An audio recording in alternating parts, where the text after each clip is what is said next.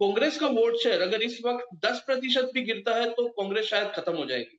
कांग्रेस का जनाधार खत्म हो जाएगा और उसका फ़ायदा आम आदमी पार्टी को डेफिनिटली मिलेगा। और जिस प्रकार से बीजेपी के प्रति बोल रहे हैं कि एंटी इनकम्बेंसी नहीं है, लोग बोल रहे हैं कि बीजेपी को ही वोट जाएगा। लेकिन मेरा ऐसा मानना है जो रूट एरिया है, वहाँ पे हो सकता है कि ये 6% वोट शेयर ऐसा हो, क्योंकि इस बार बीजेपी में सबसे ज़्यादा आवाज़ें उनकी थी कि हमें टिकट नहीं मिली, हमें टिकट मिली। तो हो सकता है वो अपने कार्यकर्ताओं को वोटिंग कराने से थोड़ा-सा रोक रहे हो। तो इसका फ़ायदा आम आदमी पार्टी को मिलेगा और आम आदमी पार्टी भले थोड़ा-सा फैक्टर लेकिन अगर कांग्रेस नुकसान में जाती है, तो उसका फ़ायदा आम आदमी पार्टी जैसे कि पंजाब में पहले इलेक्शन में हुआ था, जैसे कि ठीक है। दिल्ली के पहले इलेक्शन में हुआ था, ऐसे अगर गुजरात के भी पहले इलेक्शन में इस प्रकार का डेवलपमेंट हो, तो उसमें कोई दो राय नहीं है। शायद आम आदमी पार्टी इसमें एक अपोज़िट फैक्टर के तौर पे उभर के आने के पूरे-पूरे चांसेस हैं। तो आपका मानना है कि अगर कांग्रेस नीचे जाएगी तो आम आदमी पार्टी को उसका सीधा-सीधा फायदा होगा। तो इस लिहाज से जी। देखें तो बीजेपी को भी इसका लाभ मिलना चाहिए। कोहली साहब कुछ कहना चाह रहे थे बीच में। जी, कोहली जी।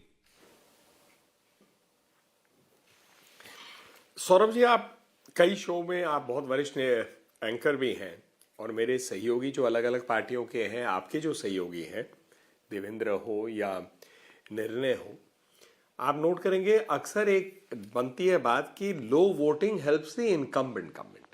मैं सेफोलॉजी की बात कर रहा हूं, मैं केमिस्ट्री की बात नहीं कर रहा।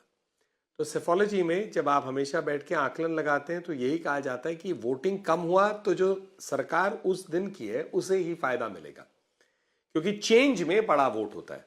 अब इसके विपरीत भी उदाहरण आते हैं, नो डाउट, क्योंकि सेफोलॉजी परफेक्ट तो नहीं है, हर चुनाव अलग होता है, हर चुनाव में अलग अलग विषय होते हैं, अलग अलग रिएक्शन होते हैं।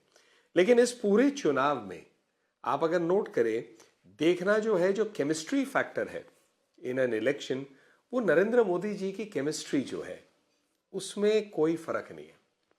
आप 50 किलोमीटर का रोड शो करें या एक किलोमीटर का, वही एंथुजियाज्म लोग बाहर खड़े हैं, सड़क पे खड़े हैं, मोदी मोदी मोदी के नारे, जब दूसरे भी कैंपेन करने जा रहे हैं।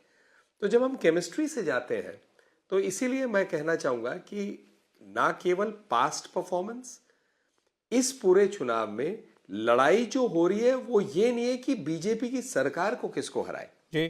लड़ाई हो रही है कांग्रेस और आम आदमी पार्टी की। हम दोनों में, मतलब कांग्रेस और आम आदमी पार्टी में और प्रासंगिक कौन हो सकता है, नया आम आदमी पार्टी जो मेहनत कर रहा है या कांग्रेस पार्टी जो कभी थी, ये लड़ाई है। जहां तक केमिस्ट्री की बात करें, उसमें क्लियरली जो हमारे मोदी फैक्टर है जिसको हम कहते हैं, वो दिखता है। और आप अपने, मुझसे छोड़ के आप अपने रिपोर्टर से पूछिए, उनसे पूछिए कि क्या रिएक्शन उनको मिलता है ऑन द स्ट्रीट। आप कह रहे हैं नंबर 1 की लड़ाई नहीं हो रही, नंबर 2 और 3 की लड़ाई हो रही है कांग्रेस और आम आदमी पार्टी के बीच में। चले, अभी हमने अर्बन एरिया की बात की, शहरी इलाका, सूरत, राजकोट। अब हम बात करेंगे ग्रामीण इलाके की। यहां का मैं आपको एक फैक्ट बताता चलूं, पिछली बार यहां की 55 सीटों में जहां पर कल मतदान हुआ है, बीजेपी ने 23 सीटें जीती थी, कांग्रेस पार्टी ने 31 सीटें जीती थी। और इस बार एवरेज वोट इन ग्रामीण इलाकों पे 4% कम हो गया है।